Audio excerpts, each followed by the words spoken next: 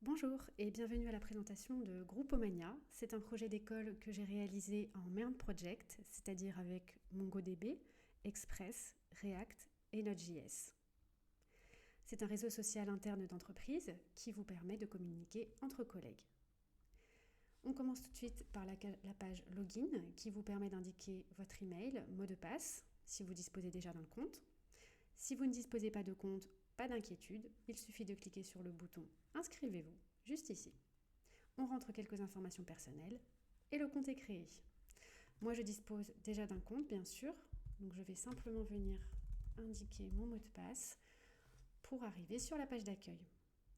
La page d'accueil nous propose un encart ici pour créer un nouveau poste avec une question. Est-ce que vous avez une nouvelle à partager ? Imaginons que je crée un nouveau poste. Je peux intégrer juste ici une image.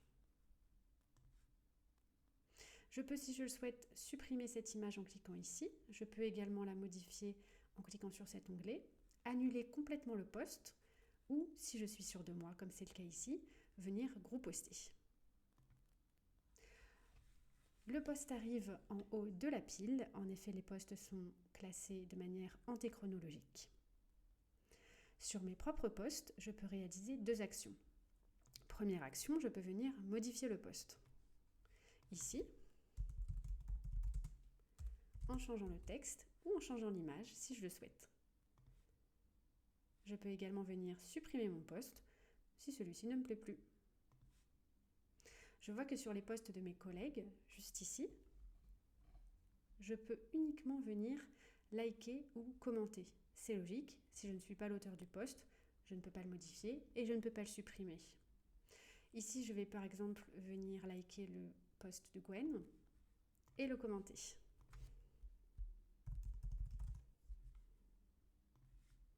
Mon commentaire apparaît à la fin des autres commentaires et on voit que ça peut créer de drôles de discussions. Les posts sont ensuite chargés au fur et à mesure du scroll grâce au module Infinite Scroll. Ici, en haut à droite, il y a 3 onglets. Allons les voir tout de suite.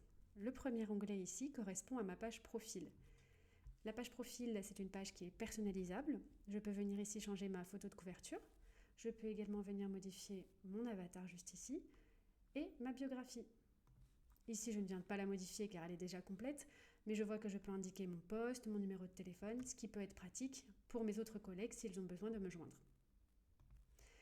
Ici, le bouton déconnexion, évidemment, si je veux déconnecter la session. Et je retrouve en dessous l'intégralité de mes posts, si je veux avoir une trace des commentaires ou du reste. Le deuxième onglet avec un cœur ici représente les gros posts favoris, c'est-à-dire les posts que j'ai likés. Ici, je retrouve l'historique de tous les posts que j'ai likés, ce qui peut être une fonctionnalité pratique pour revenir, par exemple, à un post qu'on a aimé il y a quelques mois. Ici, le dernier onglet, avec la petite loupe, correspond à une page de recherche. Ici, si je cherche le profil de Gwen, grâce à l'autocomplétion, je vois tous les gens qui correspondent à un nom ou à un prénom qui comprend le mot Gwen. Je clique dessus et j'arrive sur la page de Gwen. Ici, je retrouve sa page personnalisée. Je retrouve également l'intégralité de ses posts.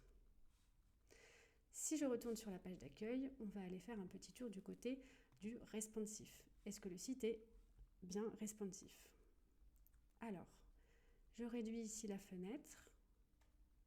Ici, on a une taille à peu près de téléphone portable. Donc, on voit que le texte a été réduit, les onglets sont passés en dessous, les images sont également réduites. Si j'ouvre les commentaires, ils sont juste là.